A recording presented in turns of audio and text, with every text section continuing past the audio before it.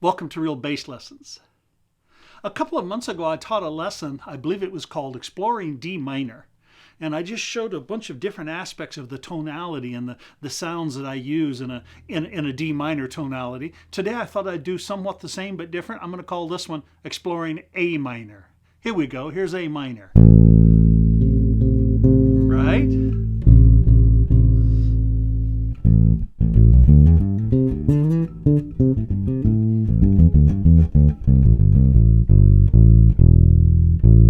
Sure, minor pentatonic. That's the gist. Let me play a little bit and then we'll start discussing specifically. A 1, 2, 3.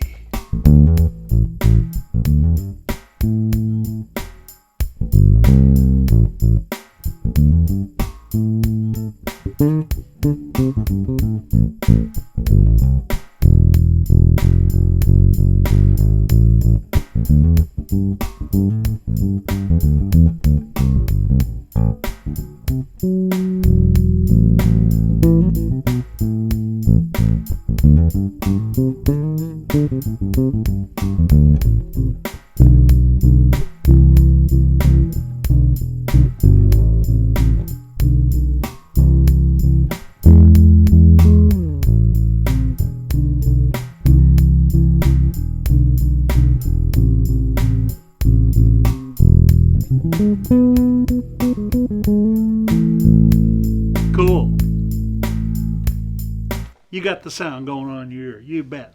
The first thing I do is I like to look for the chord tones. I want to learn that tonality on the instrument. So as I did a while ago, here's root and here's the 10th, the minor third. I also find that note here. I like that. I find it here. Good.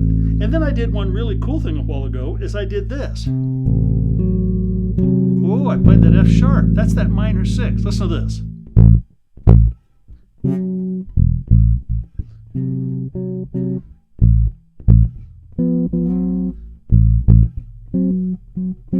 Sure, it's a real cool sound, very much of a jazzy sound, as opposed to root and 5th sound, or even root and 3rd. No, it's that F sharp and C that 3rd. So again, watch this. I'm going to use that like I'm going to pretend like I'm on a solo. Check this out.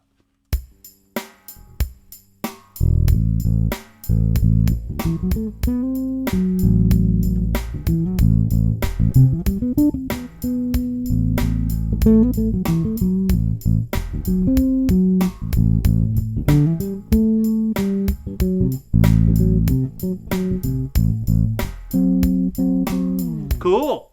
So I just simply used that and I created that tonality. You could technically call it an A minor 6 if you want. I don't really worry too much about the names of things. I just get the sounds. Now look what I did in one spot though. Here's another one now. I do this a lot. If here's A minor, I did like a little fill. I went up to that 3rd. I've taught this before. C major. I went, sure. 1, 3, 5, 7. So I did something like, and I was playing here, and I went,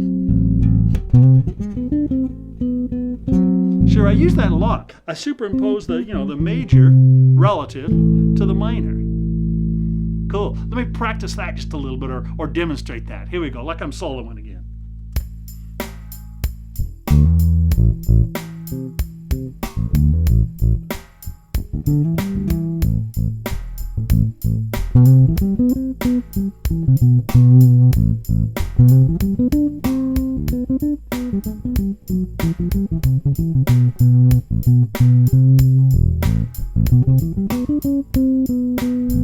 Sure.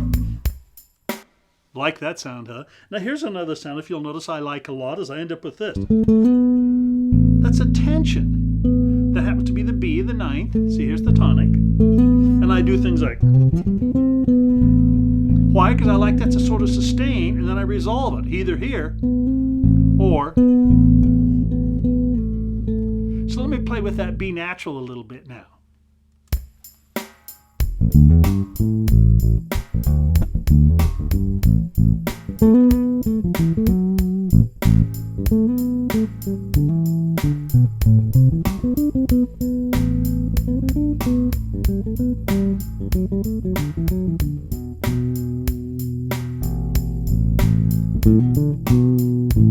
Sure, at some point I want to resolve it, of course. So that's a couple little things there. What else? Oh, I like this one a lot. Of course I use the pentatonic, but I like to sometimes use it like with some more tension in it. Watch this.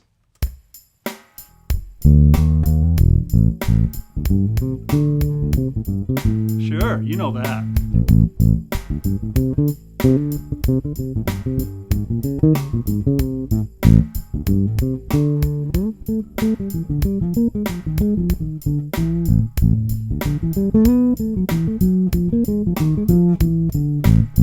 Sure, I just went up a half step, didn't I? If here's my pentatonic, I did. And guess what? That simply sounds like this. Want to resolve to that. Just a pressure, a tension and resolution. I did it up here too. Up a half step. Sure, tension, resolution. Did I do it here once? No, I just did it here. Cool. Now here's another one. I like to use 5 always in relationship to that 1. So if here's A minor, well, here's E7.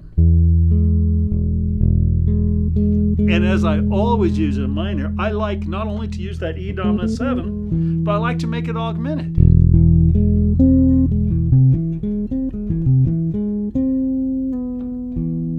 Well, look what resolved to, as opposed to, sure, resolved it to that tension there. Let me play with that a little bit here. 2, here's A minor, then I'll use that E augmented.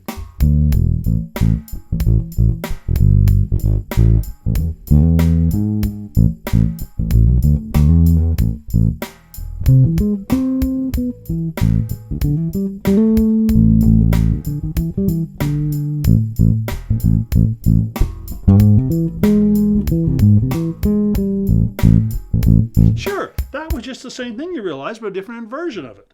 Here's a E augmented. From that C, I just went down to the G sharp. You realize augmented the same intervals, so you just keep taking them down, and it's the same shape, right? Let me do it again, I'll demonstrate it. You realize I'm pushing these a little fast. Meaning I wouldn't play this much of any sort of a tension or an alteration of that A minor over and over and over. No, I'd wait, then sneak a little in and back off. But I'm demonstrating here, okay? Some of that E augmented.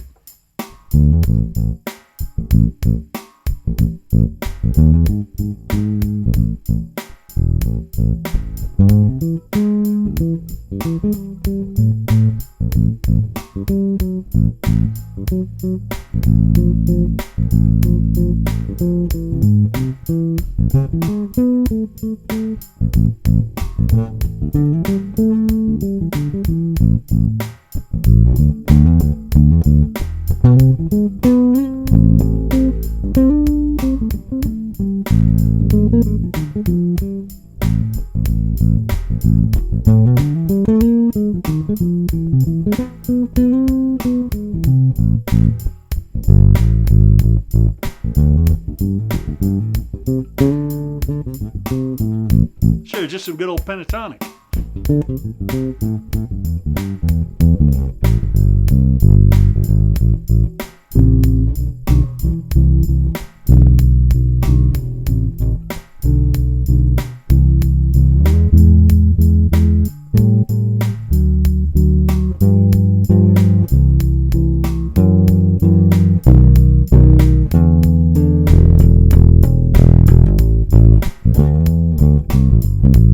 Sure. If you like any of that stuff, just steal it. So let's review. I started with some A minor, and then I talked about that F sharp, which is that 6th.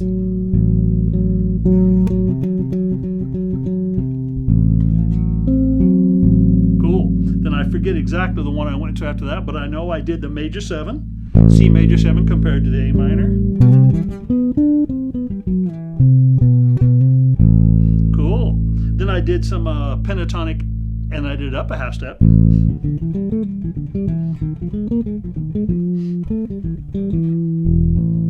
Cool. And then what did I do there? Oh, some augmented.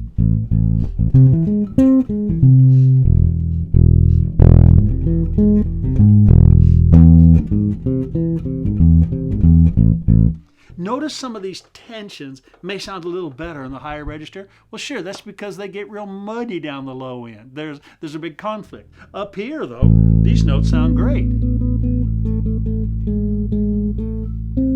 Down here, they might be a little bit muddy.